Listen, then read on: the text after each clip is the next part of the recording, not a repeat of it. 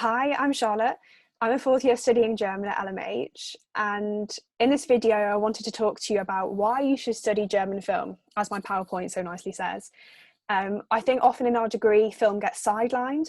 There are plenty of opportunities to study it. It can be incorporated into paper 8 topics when you're looking at literature, also with film. There's the opportunity to do it in paper 10 as a special author, and also in paper 12. But I think that quite often we think that film is somehow going out of our comfort zone. We do so much literature and kind of know our way around it. We know how to use quotes, we know how to work with secondary literature and write essays. And somehow, or at least I found at the start, I thought, how on earth will I write an academic essay about film? Like, that's what I do in my free time. I watch Netflix, I watch films, whatever. How should I write an Oxford essay or a tutorial essay about that? So in this video, I wanted to focus on the paper 10 option for film, Christian Petzold, to show why he's super interesting and why he's a great option, but also show how you can engage with film critically, just from working with the details and why it's not so scary as it first seems. So who is Christian Petzold? One thing that's super cool about him is that he's a director working at the moment. So his last film isn't even out in the cinemas yet, or has at least been delayed because of Corona. But it premiered at the Berlinale in February. So it's really nice to be working with something that's contemporary. And what I've got here is a still from his first film, which was released in cinemas, Die innere Sicherheit, in 2000.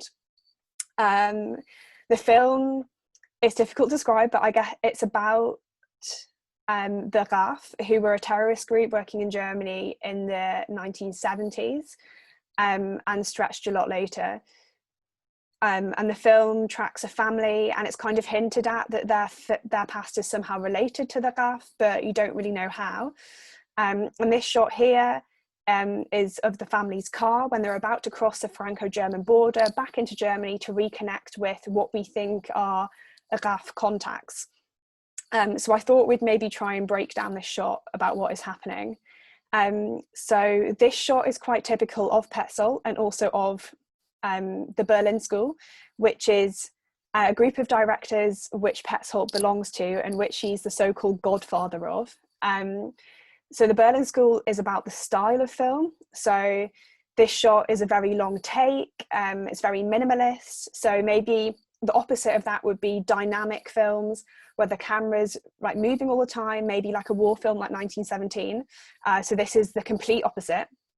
But it's also not just about style, but it's about the theme. So the Berlin School are all about getting the viewer to re-see Germany, re-see the past and re-engage with it, both the past and the present, or re-engage with the past so you can re-engage with the present. So back to this shot here, Petzold's working in his style with the Berlin School.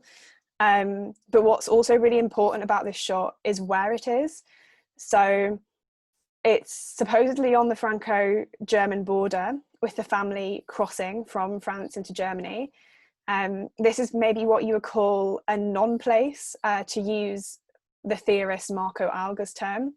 It's a term that's thrown about quite a lot in relation to Petzold, to describe the places which he uses in his films and where his characters kind of move about and exist.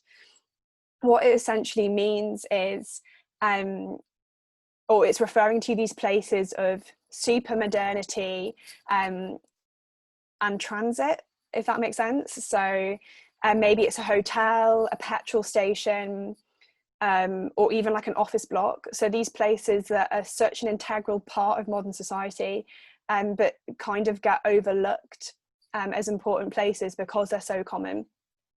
So by kind of drawing attention to this border crossing as one of those places, Petzold is getting us to re-see places which are really important in our society but are often overlooked. But to kind of go further with that idea, so as I said, it's supposedly the Franco-German border, but what's interesting is that this was actually filmed on the River Elbe near Hamburg. So, I mean, I think that's because the film was funded by Hamburg. It was probably easier just for set reasons to film it nearby and set up this supposed border.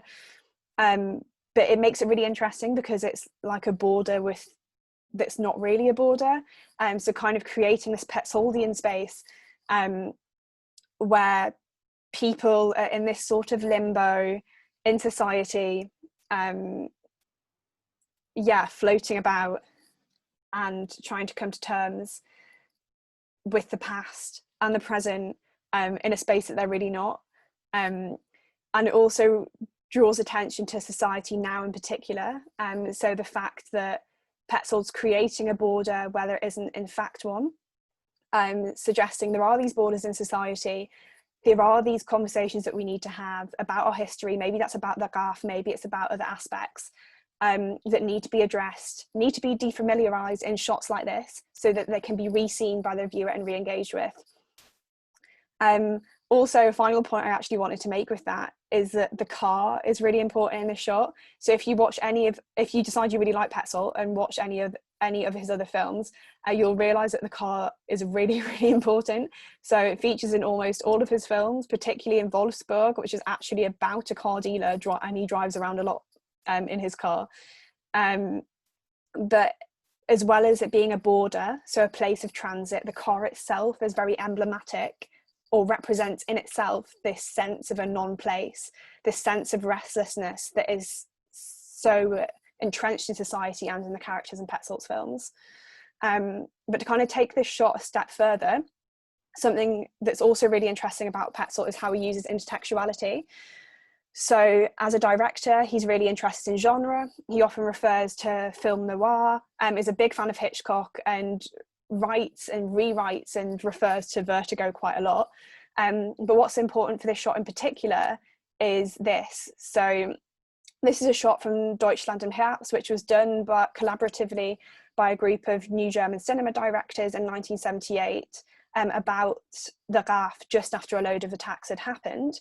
And what you'll notice about this shot is the visual and graphic similarities. So the flags in particular. So in Deutschland im Herbst, this shot is taken from a scene which is about Hans Martin Schleyer's funeral. Hans Martin Schleyer was a really important guy, I think in finance, and he was kidnapped and killed by the RAF. So this was his state funeral, but by the camera drawing attention to the flags, it's perhaps kind of playing on this question of what degree did the state, did capitalism have to do with terrorism, and what role did it play in that? And also just kind of drawing attention to the world which we see is always refracted through this discourse of capitalism. So really playing on the power dynamic there. So Petzold's not just creating a world in itself, but he's also kind of drawing on this film history, this legacy of the RAF, and recreating it in his own filmic present. So he's working with past and present in a lot of different ways to get the viewer to re-see the past, so German history, but also to re-engage with borders and the present and all the issues that, in German society at the moment, which I think is something that's really, really cool about him, which is why I wanted to take this as an example. So how to get started. If you like the look of this and want to maybe do more film, one thing I would recommend is reading the Bordwell and Thompson Film Art and Introduction. I'm not recommending that you read it cover to cover, but it's very useful for coming to terms with and getting used to filmic techniques and terminology used to describe different things. I did German Soul, and it was on my reading list for when I studied German cinema in first year, and I found it really useful. For Petzold in particular, Jamie Fisher's written a really good book. If you do Petzold as a special author, you'll find yourself definitely reading that one cover to cover. And it's just a good springboard for starting to think about Petzold critically and his films as an oeuvre. My third recommendation might sound stupid, but it's to watch films. So maybe if you're watching Petzold, that's easy. You can start watching things that he's directed himself, and then maybe things like the intertext, like Deutschland im Herbst, like Hitchcock's Vertigo, and intertext which help you bring out and tease out different themes which Petzold's playing within his films. Or maybe if it's paper 8, you know, Die Blechtrommel, for example, has a great film by Volker Schlöndorff. So look for those adaptations and different interpretations, which are filmic as well as literary.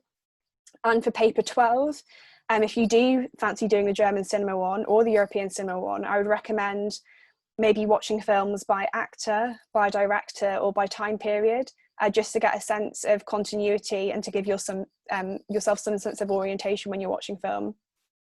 I hope this has helped and given you a really short insight into film and how you can engage with it critically, and how it's not super scary, but also why Petzold in particular is a really, really interesting director to study.